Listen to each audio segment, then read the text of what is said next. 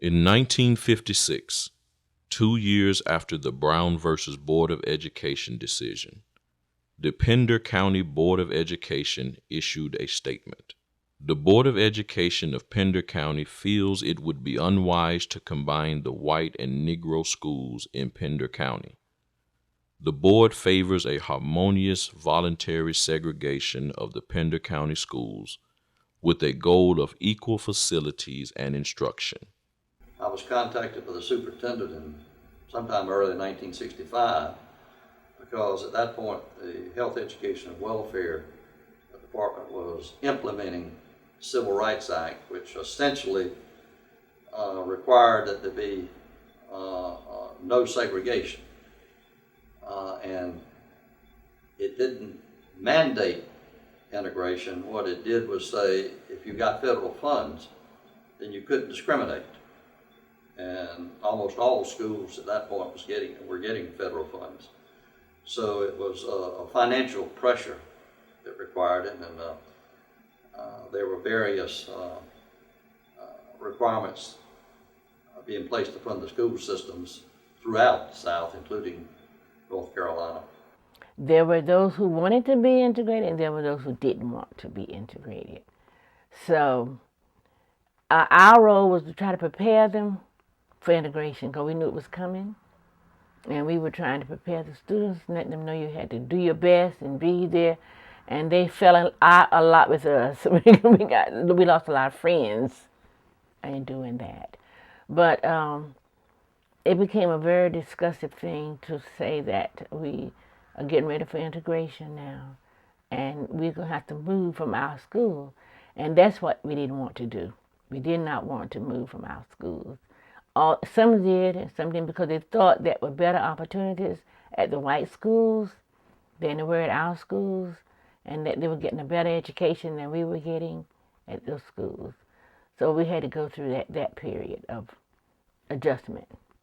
We started off with what was called a freedom of choice plan, which essentially was a one-way plan. Any black who wanted to attend a predominantly white school was allowed to do so, but a white was not allowed to transfer to a black school. We never had a request for it, but that was not part of the plan.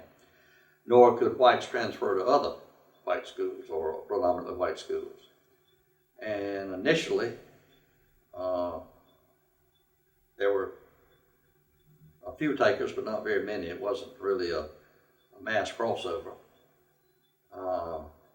Had to integrate the faculty, and I think there were 3 the first year. I didn't like it. I'll be frank, I did not care for it because we were losing good students, and we didn't realize at the time it closed the school out. I didn't realize we were going to really close our school.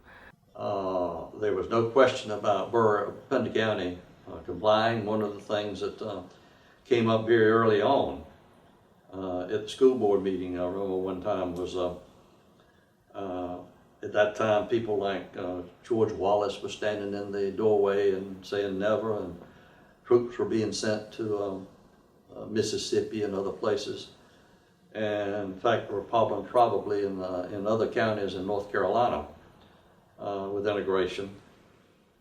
But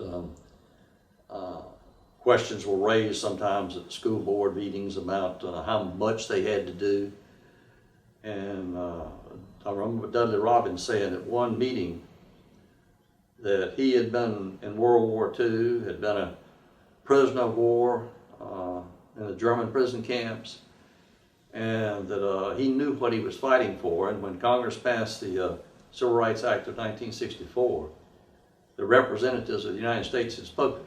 And as far as he was concerned, as long as he was on the Board of Education, it was going to obey the law, whatever that law was. There's a lot of tension early on. I think they started off with the freedom of choice, so some children had already moved. It was more of in the freedom of choice, it was more of the black children going to the white school at the time than black children, than being the other way around. And then when the the laws were changed where it was mandatory. I think the first couple of years maybe it was a little tense. It may not have been so bad in the area here because a lot of children, they worked together on the farms, and so they knew each other, and that made it better. It was the prize for them to shut us down. And the reason that I felt bad, because I wasn't aware that they were going to shut us down, especially in the home economics department. I felt like that we had arrived at the things we were working toward, but to just be shut out completely, I don't think that was our goal, to have to give up. I think our goal was to try to have equality, but not to have to give up what you have and move from where you are. I had brand new equipment. We had raised money, but brand new dishes, pots, pans, everything, silverware. And when I left, I was not able to carry any of that equipment with me. I didn't know when I got there, it was all gone mostly to the schools that we were to go to. And I didn't know where I was going.